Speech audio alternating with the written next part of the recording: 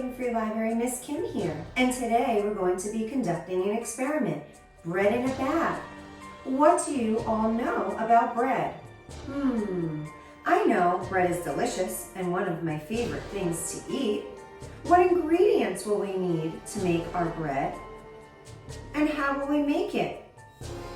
That's right, you'll need yeast. You guys are so smart. We're going to be learning a lot today about how yeast works and answer lots of the questions that I just asked you. Some of the ingredients that you will need for this experiment are a cutting board, a large bowl, a gallon Ziploc bag that eventually is going to be in your bowl, parchment paper or wax paper, salt, flour,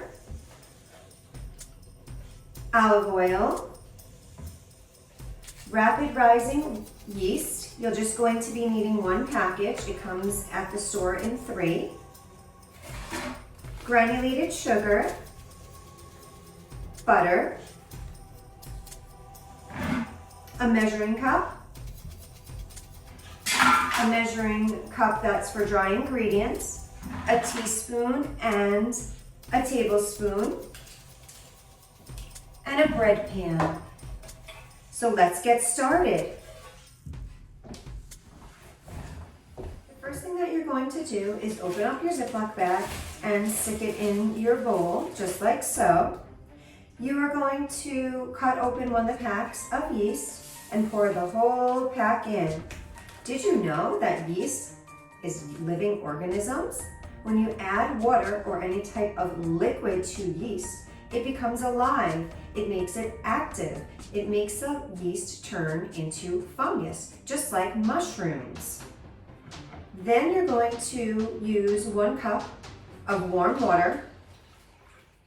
The temperature should be warm, just like if you were going to take a bath. 1 cup of flour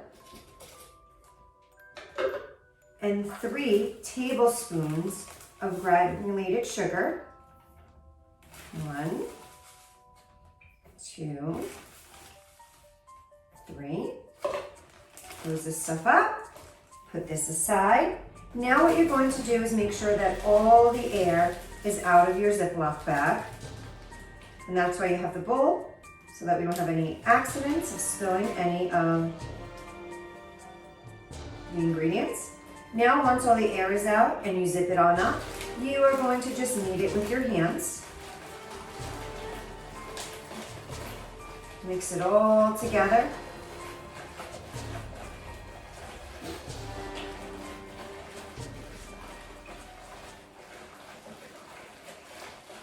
And after you give it a good mix, you are going to put it in your bowl and let it stand in your bowl between 10 to 15 minutes. Now that the yeast had some time to absorb the sugar, which it's a living organism like we said before, and it's absorbing the sugar so it can excrete carbon dioxide, which we breathe in, and that makes the dough puff up. Right now, this yeast is a living thing, just like plants, animals, insects, and people.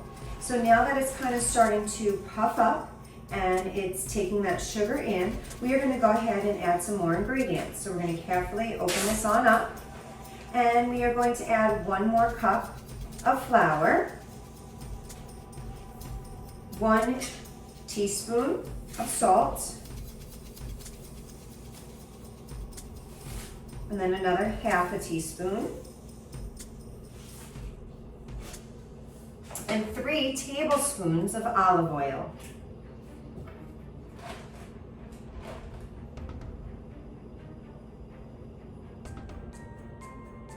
One, 2,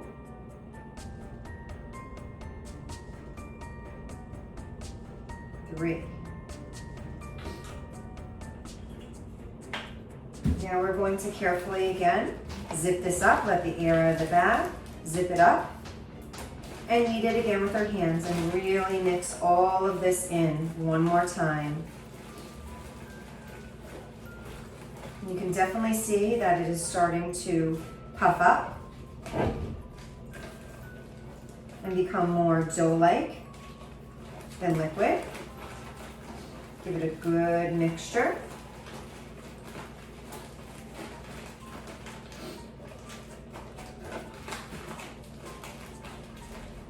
Now you're going to open it on up, and you're going to add 1 more cup of flour. I pre-measured that one. Again, let all the air out of the bag. Zip it back up. And mush that all together. Knead it all together again.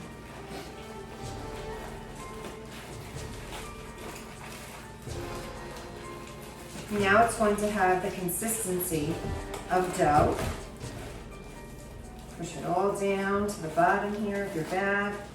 Really get in there and knead it all together.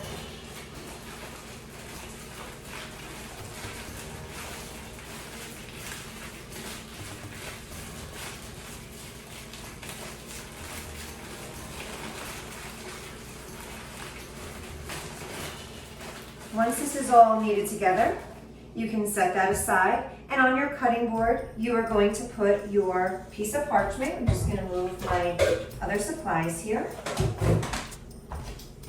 Or your wax paper on your cutting board. You're going to sprinkle it a little with flour so that the dough doesn't stick to your hand so much. A little more.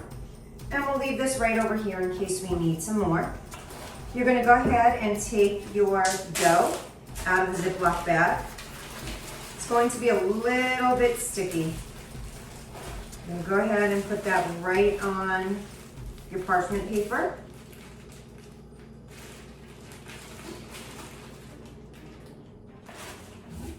You can even put some flour on your hands so it doesn't stick to it. And you are going to knead it. Just pick it up and put some flour on it, and you are going to knead it for about 10 minutes until it becomes firmer. So you may want to start your timer for 10 minutes so that you can go ahead and knead it. Just like so. And you can see as I put more flour on my hands and on the dough, it's not as sticky anymore. I'm just going to push it down and pull it and fold it. Okay. Kneaded it for about 10 minutes. You can go ahead and get rid of your wax paper and you can just put it on your cutting board. Then you're going to take either a damp paper towel or a dish towel, wet it with warm water and lay it over the dough. And again, go set your timer for 30 minutes. And at this point, you can set your oven or your toaster oven to 375 so that, I'll go ahead and do that, so that it's all set and it's warming up in order to bake your bread. So let's give it about 30 minutes to rise and then I'll meet you guys back here. 30 minutes flies by. So now once the 30 minutes of the dough rising a little bit more, you are going to grease your bread pan with a little bit of butter and a little flour. You're going to stick the dough into the pan.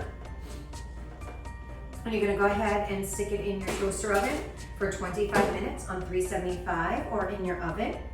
And now the bread is going to, or I shall say, the yeast is going to kick into overdrive and it's going to turn into bread and not be yeast anymore because the yeast dies off.